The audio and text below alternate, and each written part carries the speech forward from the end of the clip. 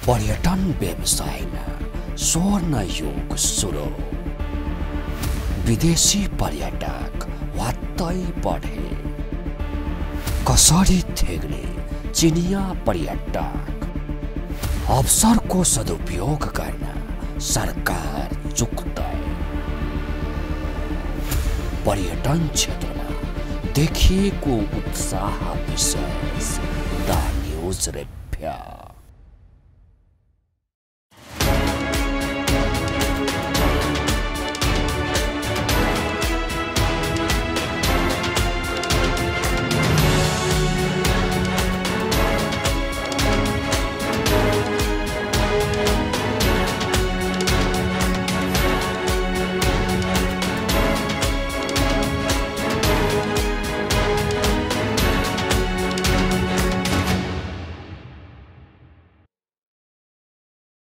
नमस्कार, खास न्यूजको बहुकोणीय चिरफार गर्ने कार्यक्रम द न्यूज रिभ्यूको आजको अङ्कमा स्वागत छ। म रिचा दाहाल।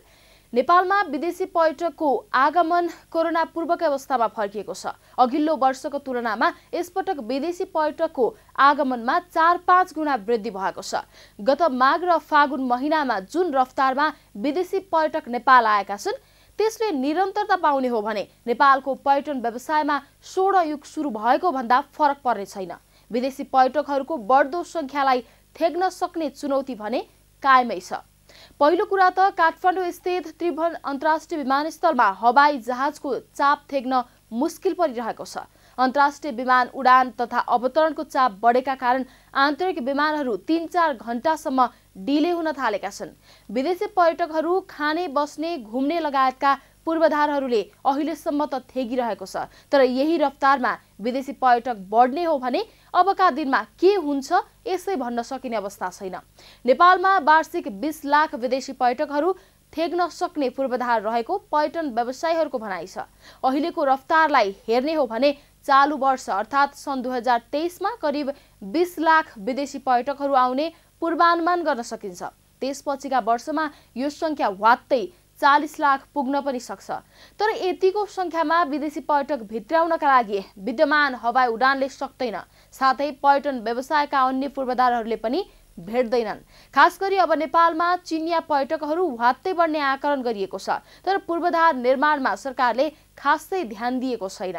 दर्शकवृन्द, आजको द न्यूज रिभ्यूमा प्रस्तुत छ विदेशी पर्यटकको बढ्दो आवागमन र त्यसले नेपालमा पार्ने प्रभावका सन्दर्भमा हाम्रा सहकर्मी बिन्दुकान्त घिमिरेले तयार गरेको टिप्पणी। पर्यटन व्यवसायमा स्वर्ण युग सुरु।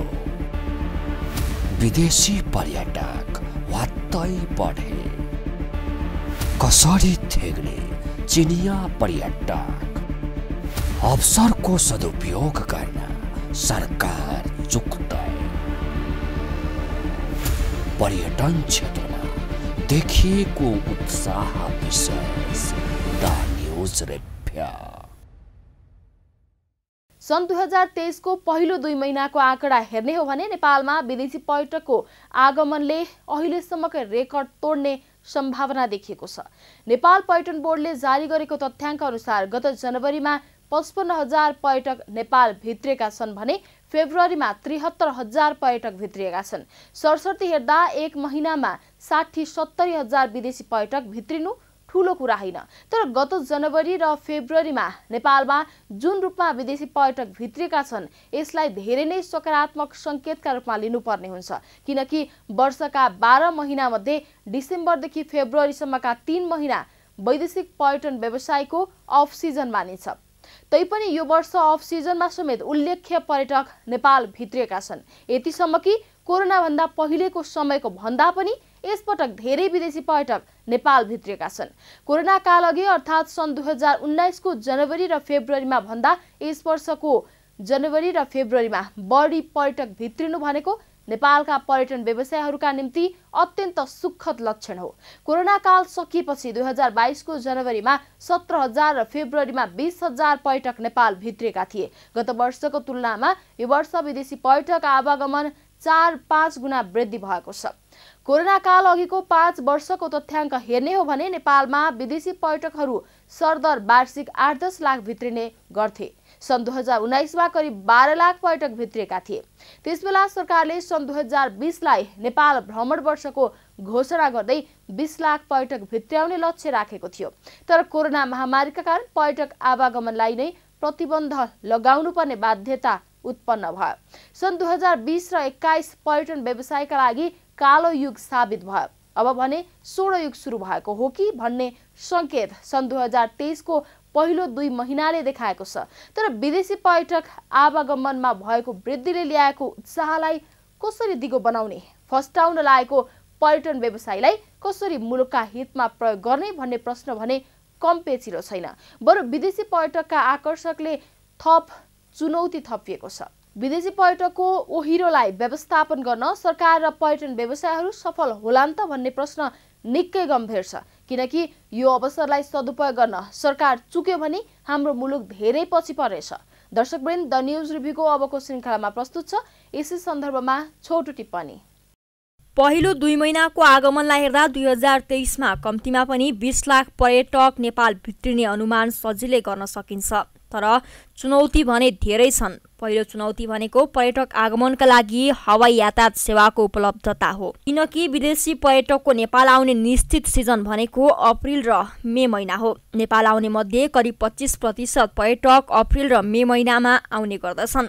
यो 2 महिनाको आगमनलाई विश्लेषण गर्ने हो भने आगामी अप्रिल र मे महिनामा करिब 5 लाख विदेशी पर्यटक आउन सक्ने देखिन्छ। तर 2 महिनाको अवधिमा 5 लाख पर्यटक आवत जावत गर्न सक्ने अन्तर्राष्ट्रिय हवाई यातायातको क्षमता त्रिभुवन अन्तर्राष्ट्रिय विमानस्थलसँग छैन।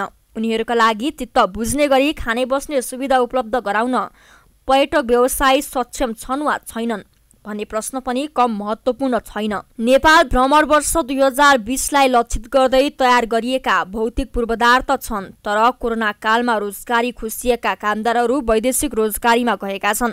यता यो अवधिमा आन्तरिक पर्यटन पनि ह्वात्तै बढेको छ। विदेशी पर्यटकको आगमनलाई थेग्न वा सदुपयोग गर्न सकिन्न कि भन्ने चिन्ता उत्पन्न हुनुको अर्को कारण हो छिमेकी मित्र राष्ट्र चीन सरकारले लिएको पछिल्लो निर्णय। कोरोना काल यता चिनिया पर्यटकको नेपाल आगमन करिब ठप्प थियो। किनकि चीन सरकारले आफ्ना नागरिकलाई विदेश घुम्न कडाई गरेको थियो।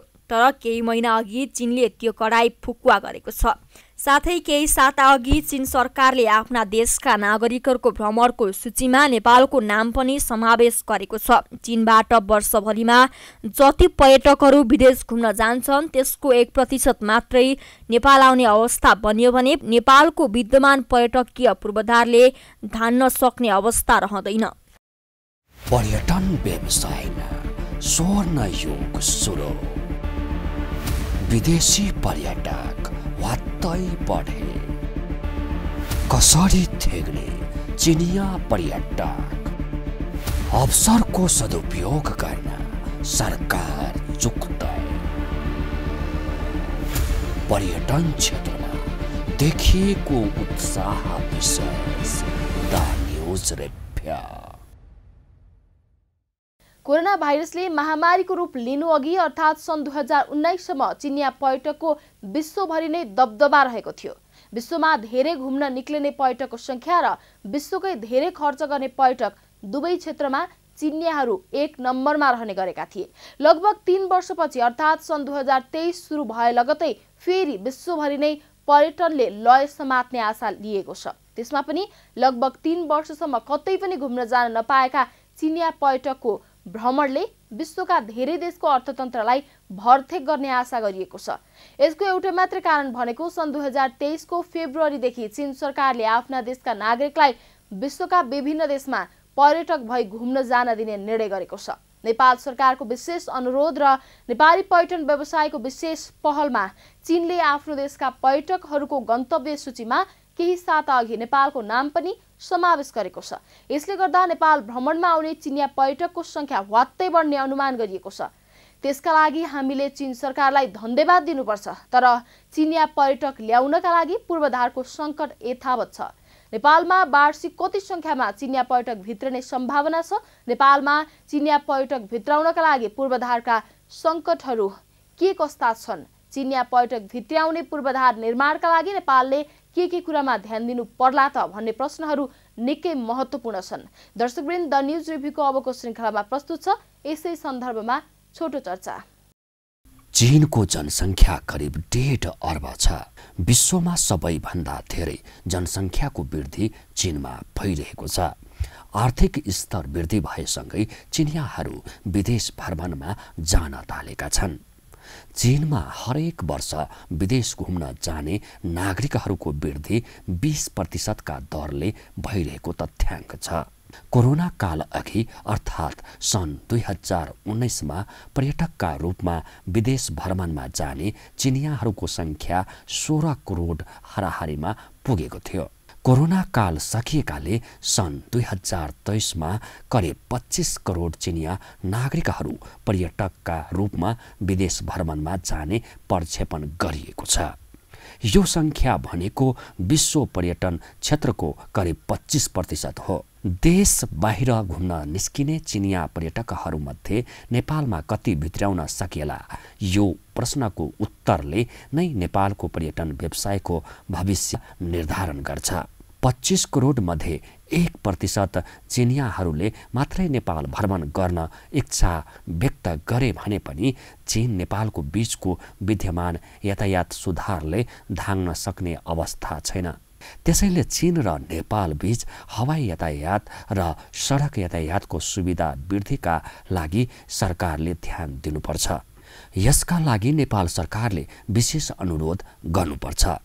अहिले पनि चीनको ऋण सहयोगमा निर्माण भएका 2वटा अन्तर्राष्ट्रिय विमानस्थलहरू सञ्चालनमा आउन नसकेर अल्पत्र परेका छन्। पोखरा र भैरवा अन्तर्राष्ट्रिय विमानस्थल सञ्चालनमा आउन नसक्दा नेपालले ऋणको ब्याज समेत तिर्न नसक्ने अवस्था उत्पन्न भएको छ। यी 2वटा विमानस्थलमा चिनिया पर्यटक ओसार्ने गरी चीनका विभिन्न शहरमा हवाई उडान गर्न ढिलाइ गर्नु हुँदैन।